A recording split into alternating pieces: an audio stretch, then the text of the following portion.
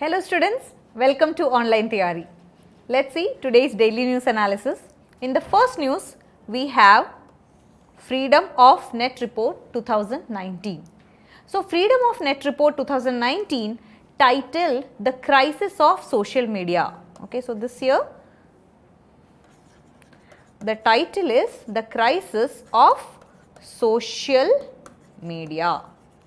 Okay, was released by the Freedom House, an international watchdog.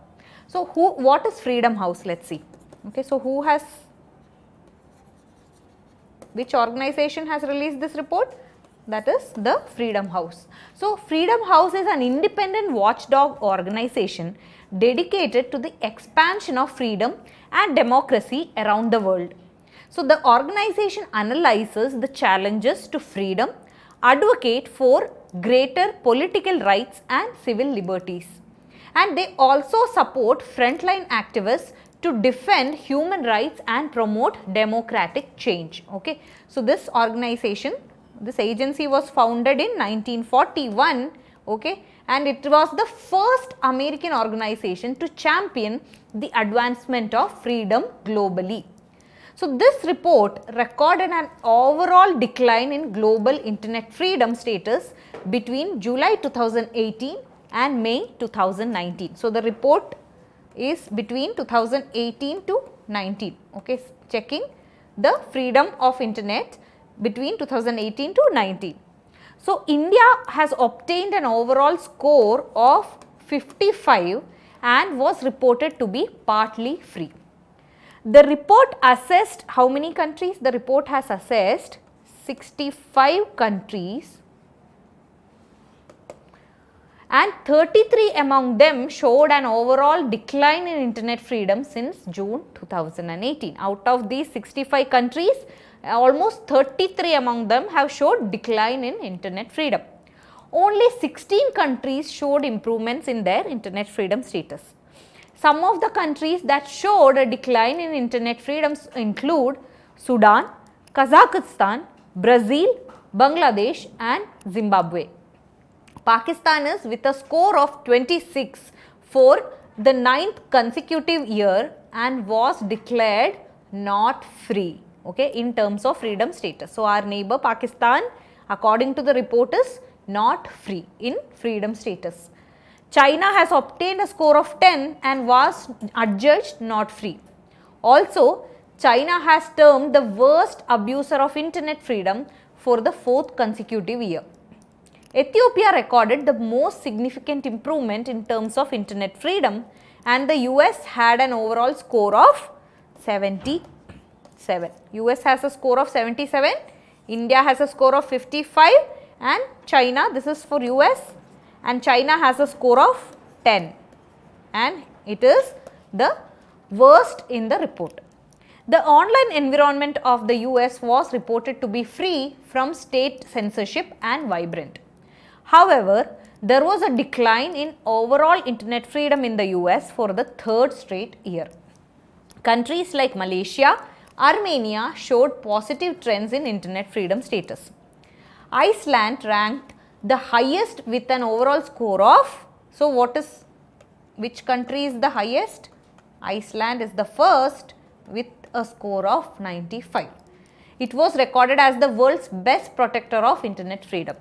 The country had no civil or criminal cases registered against the users for online expression, right. So, that is about freedom of net report. India is adjudged partly free, okay, in the report. Let us move on to the second one. The second news is on climate emergency. In a paper that was published in the journal Bioscience, around 11,258 signatories, out of which 69 are from India, declared global climate emergency. They presented climate change trends and methods to mitigate the threat. The report was titled World Scientists. So, the report is titled World Scientists. So, this is based on a scientific analysis of more than 40 years of publicly available data. It illustrates several key climate change indicators since the scientists from 50 nations met at the first World Climate Conference in Geneva in 1979. So, the scientists presented a list of measures called vital signs that better represent climate change. So, it includes measures of human activities that can change climates like air travel, meat production and fertility rate. So, these activities have been termed as backward steps that are worsening climate change further. So, they presented 14 measures of impacts of climate change like the number of extreme weather events, ocean acidity, ocean heat content, etc. So, massive energy efficiency and conservation practices to cut out neither use nor dig out fossils under the earth. The following are the 6 objectives of the report, which is named World Scientists. The objectives are replacing fossil fuels, restoring and protecting ecosystems, cutting pollutants like methane and soot, stabilizing population growth, converting the economy to carbon free, and the last, eating less meat. Okay. So, that is the second news for the day. Let us see the next important news. The Ministry of Shipping is hosting first ever BIMSTEC Ports Conclave.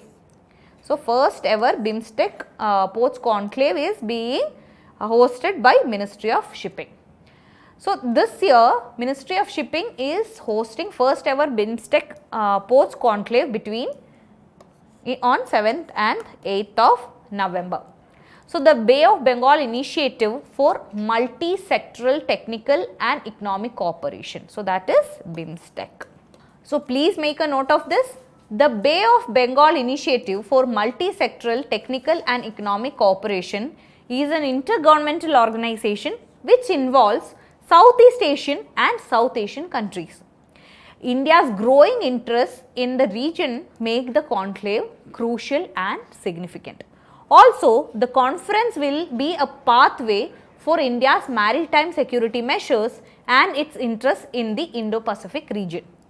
So, the investment opportunities and best practices adopted for productivity and safety of the ports are to be discussed in the event. Okay. So, what are the key points which will be discussed?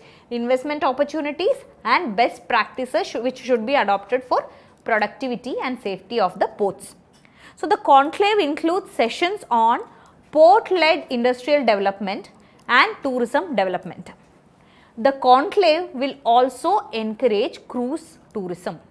So, BIMSTEC nations with diverse historical and cultural heritages are ideal places to develop cruise tourism. So, that is the importance of BIMSTEC nations. So, the conclave will also adopt new technological solutions to maximize efficiency and productivity of the available spaces, time and resources in the ports. With the region being one of the fastest growing markets in the world, the supply chain is necessitating expansion beyond national boundaries, resulting in putting tremendous pressure on existing port infrastructure. Okay. So, the other discussions in the conclave are emergent roles of ports in the global supply chain, safe and secure harbours, port services delivering value and green port operation. Okay. So, these are the main important key points which will be discussed. Okay. That is this particular news. Let us move on to the last news of the day. Last news we will discuss about ICR report on stubble burning.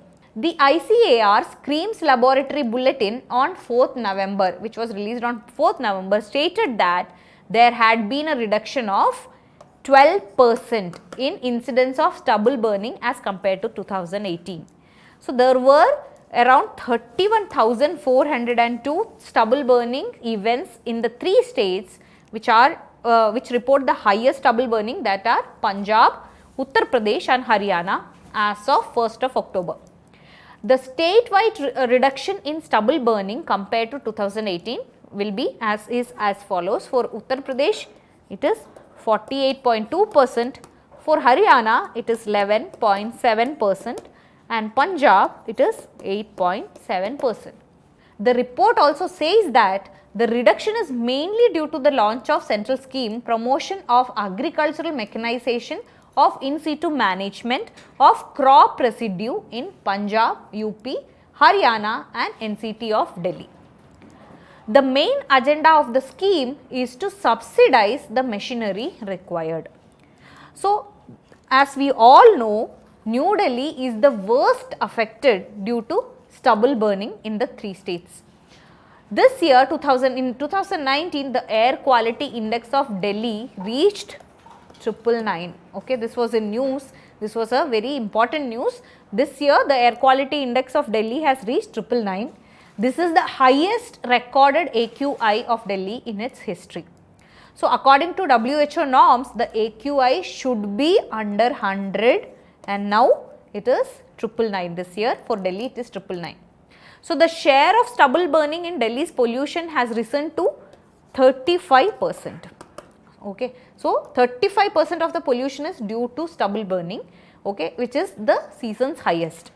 The stubble burning smoke reaching Delhi is greatly influenced by the western disturbances. When these cyclonic circulations are strong and persistent, the smoke deposited in the city decreases. So, the disturbances are capable of carrying the smoke far and spread them wide when they are strong. So, the weakening of these disturbances lately due to the global warming is also one of the reasons for the increased stubble smoke in Delhi. Okay. It is important, please make a note of this. Delhi's air quality index this year is 999, where according to WHO it should have been below 100. So, this was daily news analysis for the day. If you like this video, please like, share and subscribe. I will be coming up with daily news analysis every day at the same time. Till tomorrow, signing off, Anjali.